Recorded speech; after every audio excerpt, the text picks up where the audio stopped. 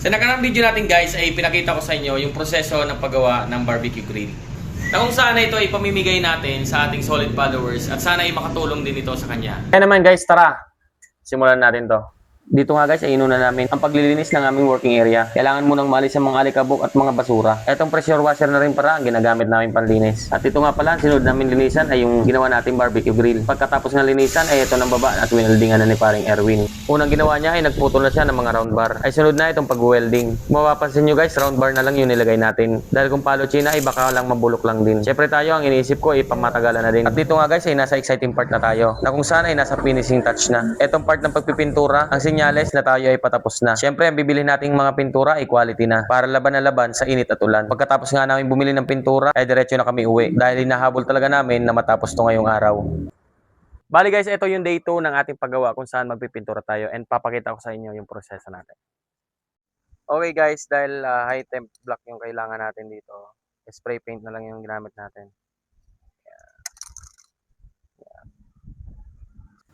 Dito nga pala guys ay gumamit na tayo ng spray paint na high temp. Gagamit sana tayo ng urethane paints. Ang kaso nga lang baka dito magal at masunog lang din. Kaya napagdesisyonan ko na ito na lang na spray can na high temp. Kung mapapansin nyo guys ay may binubuga tayo na ibang black din. Sineperate ko na kasi yung doon sa may parte na may pwedeng lagyan ng high temp. At dito naman sa hindi naiinitan ay pwede na tong urethane paint. At sinunod ko na nga ang pagpipintura ng pangalan ng ating page. At sa paglilettering nga ay sinimplihan ko na nga lang. Kaya naman guys pakipalo na lang ang ating page. At asahan nyo ay gagawa pa tayo ng mas makabuluhang bagay. At ipagpatuloy yung mga ganitong klaseng content. Sa kada mabibilihan tayo ng artwork ay magtatabi ako para makagawa tayo ng ganitong klaseng content. Alright guys, bale ito na pala yung kanyang progress ngayon. Maglalagay na lang kami ng hawakan.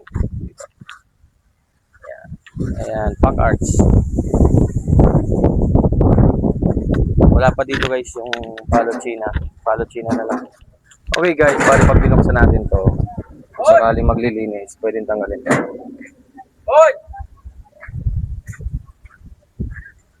Tatanggal to. Okay guys, bali papunta kami ngayon na bilihan ng palo china, 'di ba? Nung nakaraan sarado siya. So ngayon magbabaka sakali kami, baka bukas naman. So tara, samahan niyo kami at bili tayo ng palo china. Okay go. Okay guys, second time namin attempt. Tingnan natin kung may tao ba o makakakuha tayo ng palo china. Tao po. Tao po. Tao po. Okay guys, second attempt wala. Hanap kami dun sa kabila, baka meron. And yun, tingnan natin. Kung wala, balik ulit tayo rito. Kasi ito sure ayun, kung makikita nyo naman, meron palo china sa loob. Okay guys, bali nakakuha din sa wakas. Ayan, nakuha na namin. So ito, nasa 350 daw. Ilang piraso na yan? 10. Yan, 10 piraso.